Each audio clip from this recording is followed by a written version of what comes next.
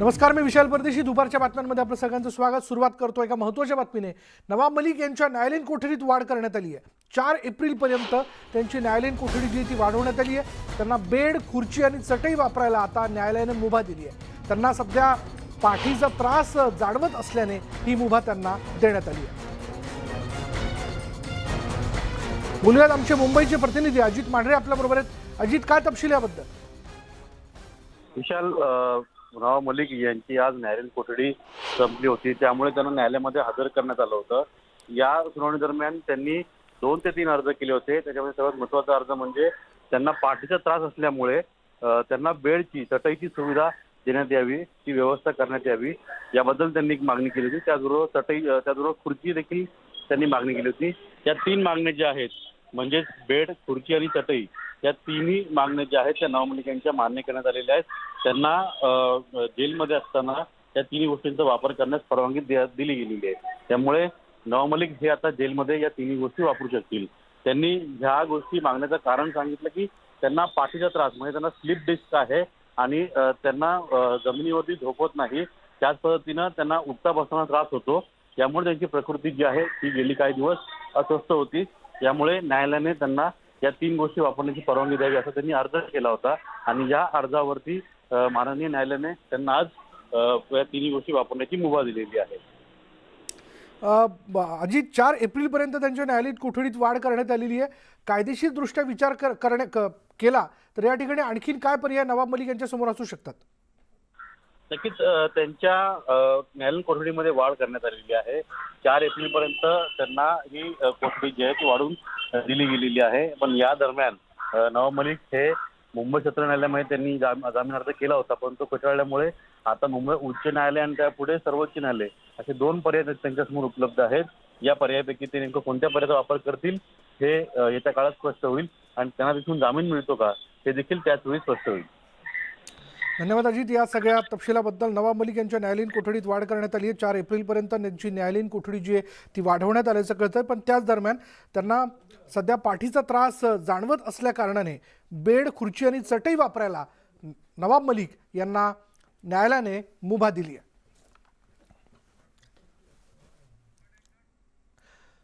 पुढे पाहूयात, शिवसेनेचे नेते राजेश क्षीरसागर हे मुंबईत दाखल झाले. थोड्याच वेळात ते मुख्यमंत्र्यांची भेट घेणार असल्याचं कळतंय. कोल्हापुरातील मतदारसंघ म्हणजे मतदारसंघातील उत्तर मतदारसंघाच्या पोटनिवडणुकीच्या मुद्द्यावरनं खरं तर काही मतभेद निर्माण झाले होते. त्यांनी नाराजी व्यक्त केली होती. स्पष्टपणे ती नाराजी जाहीर न करता त्यांच्या कार्यकर्त्यांनी ती नाराजी व्यक्त केली होती आणि त्यानंतर त्यांनी त्यांच्या घराच्या बाहेर जोरदार शक्ती प्रदर्शन केलं होतं. यानंतर मुख्यमंत्र्यांनी त्यांना मुंबईत बोलून घेतलेले त्यांची नाराजी दूर करण्याचा प्रयत्न जो तो केला जाईल आणि थोड्याच वेळात राजेश क्षीरसागर हे मुख्यमंत्र्यांची भेट घेणार असल्याचं कळतंय. न्यूज 18 लोकमतने देखील त्यांच्याशी संवाद साधला होता आणि यावेळी बोलताना त्यांनी आपण नाराज नसल्याचं सांगितलेलं आहे. पण अर्थात ज्या मतदारसंघात ही पोटनिवडणूक होती त्या मतदारसंघात काँग्रेसचा उमेदवार हा फार सक्षम नसल्याचं त्यांनी कारण देत शिवसेनेला संधी मिळावी अशी त्यांनी मागणी केली होती. त्यावेळी 3 पक्षापैकी ज्या पक्षाचा आमदार याचं निधन होईल त्यावेळी त्याच पक्षाला ती उमेदवार द्यायचा असा एक करार आहे आणि त्यामुळे नाराजीचा काही विषय नाही आहे. 16 मार्चला एक मेळावा झाला, त्यामध्ये उदय सामंत होते, अरुणजी दुधवडकर होते, सर्व जिल्हा प्रमुख होते, 3ही जिल्ह्यातले, एका जिल्ह्यातले 3 जिल्हा प्रमुख, 5-6 आमदार, माजी आमदार होते. यावेळी एक मागणी करण्यात आली. एक चित्र कोल्हापुरात असा सर्वेनुसार आलं होतं पुढं की काँग्रेसचा उमेदवार भाजपच्या उमेदवार पुढे टिकू शकत नाही, त्यामुळे शिवसेनेला ही सीट द्यावी अशी मागणी करण्यात आली किंवा मैत्रीपूर्ण तिरंगी लढत होऊ अशी मागणी करण्यात आली. त्यामुळे कार्यकर्त्यांच्यात एक उत्तेजना निर्माण झाली की भले आम्ही 2019ला हरलो असू, ही आत्ता आपल्याला ही शिवसेनेला उमेदवारी मिळेल. पण ठरलेल्या नियमाप्रमाणे ज्यावेळी महाआघाडी म्हणून काँग्रेसला उमेदवार दिली त्यावेळी कार्यकर्त्यांच्या थोडी नाराजी होती. पण आम्ही गेल्या 2 दिवसात ती नाराजी दूर करतोय आणि निश्चितपणे मला खात्री आहे या निवडणुकीमध्ये काँग्रेसचा उमेदवार निवडून आणण्यासाठी शिवसैनिक मोठ्या जिद्दीनं कामाला लागतात. तुम्ही आता म्हटलं की एक्झिट पोल किंवा त्या ठिकाणचं तुम्ही मतदारसंघात परीक्षण केलं, काँग्रेसच्या विरोधात लोक जात होती. पक्षश्रेष्ठींना या गोष्टी तुम्ही निदर्शनास आणून दिल्या होत्या म्हणून तुम्ही कुठेतरी तयारी सुरू केला होता ती? पक्षश्रेष्ठी आणि राज्याचे मुख्यमंत्री सन्माननीय उद्धवजी ठाकरे साहेब हे दिलेल्या वचनाला जागणार आहेत आणि ज्या वेळेला महाआघाडी स्थापन होताना जर काय हा निर्णय झाला असेल तर निश्चितपणे उद्धवजी ठाकरे साहेब आपला शब्द पाळणारे व्यक्ती आहे. ते राजकारणी नाही आहेत. ते त्यांचं मन अत्यंत हळवं आहे आणि ते कधी खोटं बोलत नाही. ते जे काय एकदा बोलले ते निश्चितपणे करून दाखवतात आणि त्यामुळे ते बोलले होते, त्यांनी ती सीट दिली. आणि त्यानंतर कसं आहे, त्यावेळीची परिस्थिती काँग्रेस पाठीमागे होती, पण शिवसैनिक ताकदीनं ज्यावेळी काँग्रेसबरोबर जातील, कारण कोल्हापूर उत्तरात शिवसेनेला बालेकिल्ला आहे, घराघरामध्ये शिवसेनेला मानणारा मतदार आहे. आणि त्यामुळे मला खात्री आहे की हे सगळी परिस्थिती आता बदलेल आणि काँग्रेसचा उमेदवार त्या ठिकाणी निवडून येईल. तुम्ही सांगितलात कोल्हापूर उत्तर हा शिवसेनेचा विशाल, मी जरा तुला बालेकिल्ला आहे. थांबवतोय कारण एक महत्वाची ब्रेकिंग न्यूज येते. ती ब्रेकिंग न्यूज आपण आपल्या दर्शकांपर्यंत पोहोचूयात. काय नेमकी ती ब्रेकिंग न्यूज आहे आता या क्षणाची? एक मोठी ब्रेकिंग न्यूज अशी की चीनमध्ये बोईंग 737 हे विमान जे आहे ते क्रॅश झालंय. चीनच्या दुर्गम भागात हे विमान क्रॅश झाल्याचं कळतं आणि या विमानात 133 प्रवासी प्रवास करत होते. बोईंग 737 या प्रकारातलं हे विमान होतं जे चीनच्या एका दुर्गम भागामध्ये क्रॅश झाल्याचं कळतंय.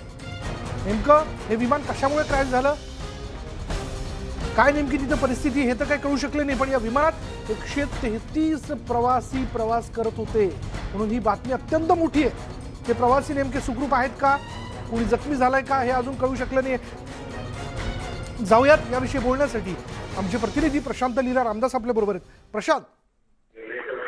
विशाल, हे अत्यंत धक्कादायक वृत्त पुढे आलेलं आहे.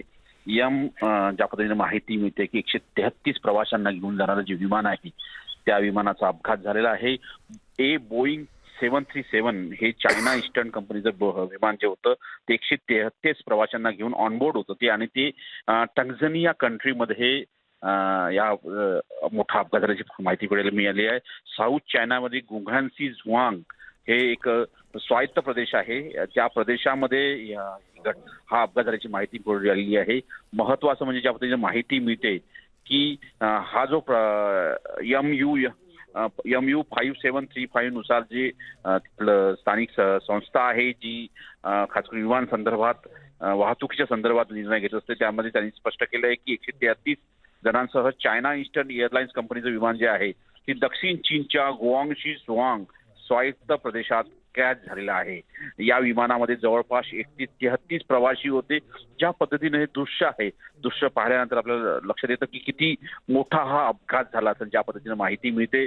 आणि ही जी घटना घडलेली आहे ही साधारणतः जुआंग प्रदेशामध्ये घडलेली आहे आणि गुआम सिटी ते गुआंगझुआ सिटी असं दरम्यान हे विमानाचा प्रवास होणार होता. ज्या पद्धतीनं या घटनाची जर माहिती घेतली तर आपण या सगळ्या पार्श्वभूमीवरती की 133 प्रवासी या विमानामध्ये होते, ऑनबोर्ड होते. चायना गुआंगसीच्या दरम्यान विमान उडालं होतं. सध्या खास बचाव अभियान हे युद्धस्तरावरती सुरू आहे.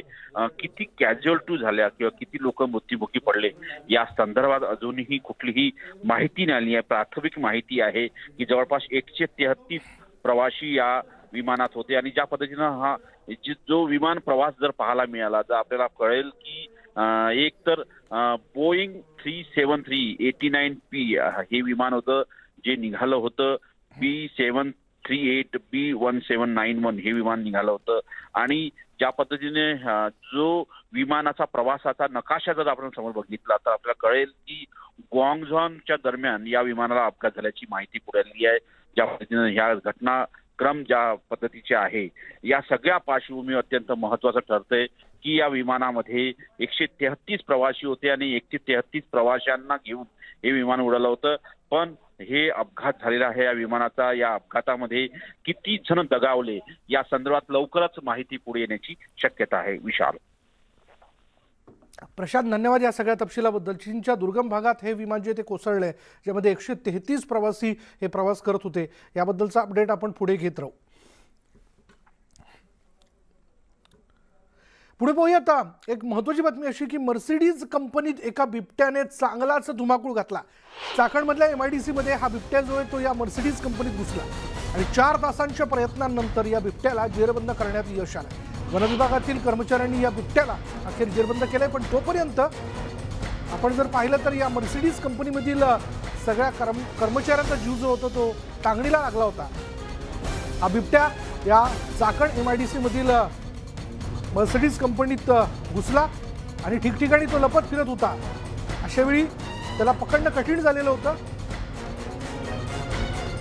अखेर वन विभागाच्या कर्मचाऱ्यांनी योग्य रणनीती आखत या बिबट्याला जेरबंद केलंय. बोलूयात आमचे प्रतिनिधी गोविंद वाकडे आपल्याबरोबर आहेत. गोविंद, हा बिबट्या या मर्सिडीज कंपनीत घुसला होता, अखेर याला कसं काय जेरबंद करण्यात आलं? विशाल, खरं तर उन्हाचा पारा वाढतो आहे आणि जे जंगली प्राणी आहेत शहरात त्यांना दिसत आहेत. आज वन्य दिवस आहे. त्या सगळ्या प्राण्यांची तिथल्या तिथे पाण्याची व्यवस्था गरजेची आहे, ती होताना दिसत नाही आहे आणि म्हणून कुठल्याही मार्गाने का होईना ते शहराकडे येताना दिसतात. या परिसरामध्ये आधीपासूनच बिबट्या फिरतो आहे असं बऱ्याच वेळा सांगण्यात येत होतं. मात्र आज सकाळीच हा बिबट्या मर्सिडीजच्या कंपनीमध्ये घुसला आणि तिथे जे सगळे वर्कर्स होते, कामगार होते, त्यांना बाहेर काढण्यात आलं सुरक्षेचा उपाय म्हणून. पोलिसही दाखल झाले आणि जुन्नरचा जो माणिकडोह बिबट निवारण केंद्र आहे तिथले अधिकारी, त्याचबरोबर वन अधिकारी इथे दाखल झाले होते. सगळ्यांनी प्रयत्न केला. बिबट्याला आधी विशुद्ध करण्यात आला आणि त्यानंतर अखेर त्याला जेरबंद करण्यात आल्याचं आपण बघतोय. गोविंद, धन्यवाद या सगळ्या माहितीबद्दल. पुढे बघूया, धान उत्पादक शेतकऱ्यांना 600 कोटींची तातडीची मदत राज्य सरकार करणार आहे. उपमुख्यमंत्री अजित पवार यांनी विधानसभेत याबद्दलची घोषणा केली. धान उत्पादक शेतकरी अडचणीत असल्याने त्यांना बोनस देण्याची सुधीर मुनगंटीवार यांनी मागणी केली होती. मात्र बोनसचा फायदा दलालांना होऊ नये म्हणून जमिनीचं क्षेत्रफळ लक्षात घेऊन मदत करणार असल्याचं अजित पवार यांनी म्हटलेलं आहे. दर एकरी मदत देण्याचा सरकारचा प्रयत्न असल्याचं देखील अजित पवार यांनी स्पष्ट केलेलं आहे. आणि त्याचबरोबर शेतकऱ्यांच्या नावावर इतरांनी पैसे लाटल्याच्या घटना ज्या आहेत त्या घडल्यानंतर आपण बघतोय की अखेर सगळ्या मुद्द्यांची तपासणी करून या सगळ्यांना शेतकऱ्यांना बोनस देण्याचा निर्णय जो आहे तो घेण्यात आलेला आहे. बोलूयात आमचे प्रतिनिधी उदय जाधव आता या क्षणाला आपल्याबरोबर आहेत. उदय, या निर्णयाबद्दल अधिक काय माहिती आहे? विदर्भातील धान उत्पादक शेतकरी आहेत जे प्रचंड अडचणीमध्ये आहेत, आर्थिक अडचणीमध्येच देखील आहेत आणि त्याचबरोबर शेतीचं जे नुकसान झालेलं आहे त्यानुसार देखील अडचणीमध्ये आहे. त्या सगळ्यांचे प्रश्न जे आहेत विरोधी पक्षनेते आणि भाजपचे आमदार सुधीर भाऊ मुनगंटीवार यांनी विधानसभेमध्ये उपस्थित केला आणि या सर्व शेतकऱ्यांना मोठ्या आर्थिक मदतीची मागणी जी आहे ती त्यांनी लावून धरली होती. त्या संदर्भात उपमुख्यमंत्री आणि अर्थमंत्री अजित पवार यांनी विधानसभेमध्ये निवेदन देत असताना या सर्व धान उत्पादक शेतकऱ्यांचं नुकसान भरून काढण्यासाठी त्यांना अधिकचा बोनस जो आहे तो जाहीर केलेला आहे. जवळपास 600 कोटी रुपयांचा आर्थिक निधी जो आहे तो जाहीर केलेला. मात्र हा निधी जाहीर करत असताना या निधीमध्ये कुठल्याही प्रकारचा भ्रष्टाचार होऊ नये किंवा आर्थिक घोटाळा होऊ नये या दृष्टिकोनातून देखील नियोजन करण्यात आलेलं आहे. धान उत्पादक शेतकऱ्याचं जे शेतीचं क्षेत्रफळ असेल त्या क्षेत्रफळानुसारच त्यांना तो मदत निधी आहे तो दिला जाणार आहे आणि त्याचा एकूणच पाठपुरवठा जो आहे तो देखील घेतला जाणार आहे. या आधीचा जो काही पूर्व अनुभव होता त्या पूर्व अनुभव काहीसा चांगला नव्हता. त्यामुळे या धान उत्पादक शेतकऱ्यांना प्रत्येक शेतकऱ्याला त्याचा जो काय हक्क जो आहे निधीचा तो कसा मिळेल आणि तो पारदर्शकपणे त्याच्यापर्यंत कसा पोहोचवला जाईल या दृष्टिकोनातून नियोजन जे आहे ते करण्याचं उपमुख्यमंत्री आणि अर्थमंत्री अजित पवार यांनी जाहीर केलेलं आहे. त्याची अंमलबजावणी आता कशी होते हे पाहावं लागणार आहे. मात्र सध्या जी माहिती मिळते त्यानुसार उपमुख्यमंत्री अजित पवार यांनी घोषणा केलेली आहे. धान उत्पादक शेतकऱ्यांना एक मोठी पॅकेज जे आहे ते त्यांनी जाहीर केलेलं आहे. त्याची आता अंमलबजावणी कशी होते हे पाहावं लागेल. धन्यवाद उदय या सगळ्या तपशिलाबद्दल. पण बघूयात ह्या एकूणच निर्णयाबद्दल खुद्द अजित पवार यांनी माध्यमांशी बोलताना काय म्हटलंय. आम्ही बोनस देणार नाही. बोनसच्या ऐवजी जे कुणी शेतकरी स्वतः धान पिकवतात, अर्धा एकर, 10 गुंठे, 20 गुंठे, 1.5 एकर, 2 एकर, 4 एकर, 5 एकर, त्याच्या क्षेत्राच्या प्रमाणामध्ये, कारण बोनसच्या बाबतीमध्ये शेतकऱ्याला त्याचा फायदा मिळायच्या ऐवजी व्यापारी लोक किंवा मधले दलाल लोकच ह्याच्यामध्ये जास्त फायदा करून स्वतःचा घेतात. आम्ही वेगळं त्याला पर एकर मदत करता येते का काय अशा प्रकारची आमची चर्चा चाललेली आहे.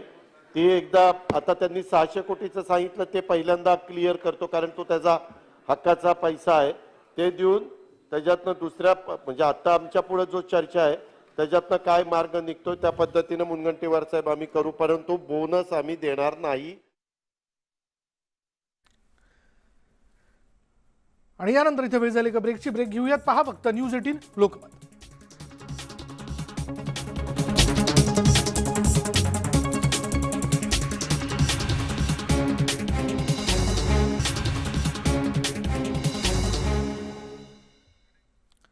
ब्रेकनंतर पाहूया, सोशल मीडियावर अनेक व्हिडिओ व्हायरल होत असतात. असाच एक व्हिडिओ सध्या तुफान व्हायरल होत असून यात एक तरुण जो आहे तो खांद्याला बॅग लावून रस्त्यावरून पळताना दिसतोय. पळत असताना मागून एक कार येते आणि त्यातील व्यक्ती त्याला घरी सोडण्याची तयारी दाखवते, जेवण खाऊ घालण्याची इच्छा दर्शवते, पण तो अगदी सहजतेने, प्रेमाने आणि नम्रतेने नकार देतो. गाडीत बसायला नकार देणाऱ्या या मुलाशी तसाच पुढे संवाद सुरू राहतो आणि यातून या तरुणाची डोळे पाणवणारी गोष्ट आता समोर आली आहे. प्रदीप मेहरा असं या रस्त्यावर धावणाऱ्या मुलाचं नाव आहे. प्रदीप 6 किलोमीटर साधारण प्रदीप जो आहे तो 10 किलोमीटर धावतो आणि तो आपल्या मोठ्या भावासोबत राहतो. त्याच्याही हॉस्पिटलमध्ये तिच्यावर उपचार सुरू आहेत. दररोज प्रदीप 10 किलोमीटर धावत घरी जातो. पुढे जाऊन त्याला सैन्यात भरती व्हायचं आहे आणि त्यासाठी त्याने धावण्याचा सराव सुरू ठेवला. घरी जाऊन जेवण करणार कधी, तो ते खाणार कधी म्हणून कारमधली व्यक्ती त्याला जेवणाची विनंती करते, मात्र त्यालाही प्रदीप नम्रपणे नकार देतो. मी जर तुमच्याबरोबर जेवलो तर माझा मोठा भाऊ काय खाईल, असा प्रश्न प्रदीप विचारतो. हा व्हिडिओ सध्या तुफान व्हायरल होत असून प्रदीपच्या मेहनतीचं कौतुक सर्वांकडून होत आहे.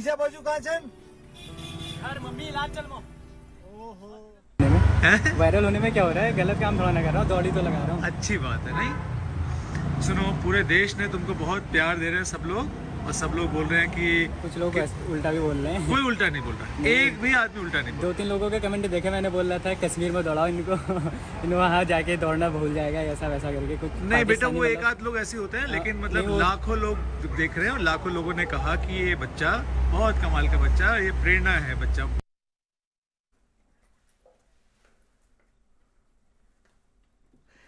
कुमाऊं रेजिमेंटचे colonel lieutenant general RP Kalita यांच्याशी संपर्क करणार आहेत. या शूर तरुणाला रेजिमेंटमध्ये कशा पद्धतीने सहभागी करून घेता येईल याचा प्रयत्न करू, असं देखील त्यांनी म्हटलंय.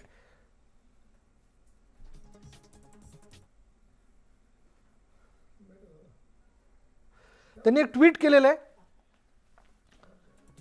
आणि या ट्विटमध्ये ते म्हणतात की या तरुणाशी ते संपर्क साधणार आहेत आणि रेजिमेंटमध्ये कशा पद्धतीने त्याला सहभागी करून घेता येईल या संदर्भात ते प्रयत्न करणार असल्याचं देखील त्यांनी या ट्विटमध्ये म्हटलंय. सय्यद अता हसनैन यांनी हे ट्विट केलंय.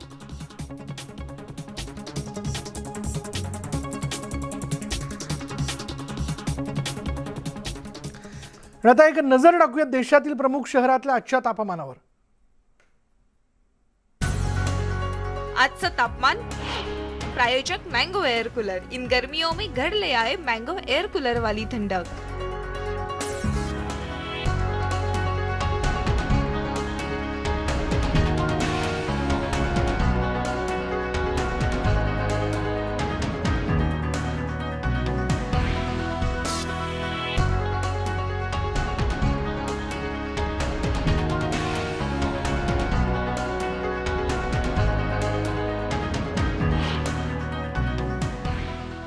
यानंतर दुपारच्या बातम्यांमध्ये इथेच थांबणार आहोत. पहा फक्त न्यूज 18 लोकमत.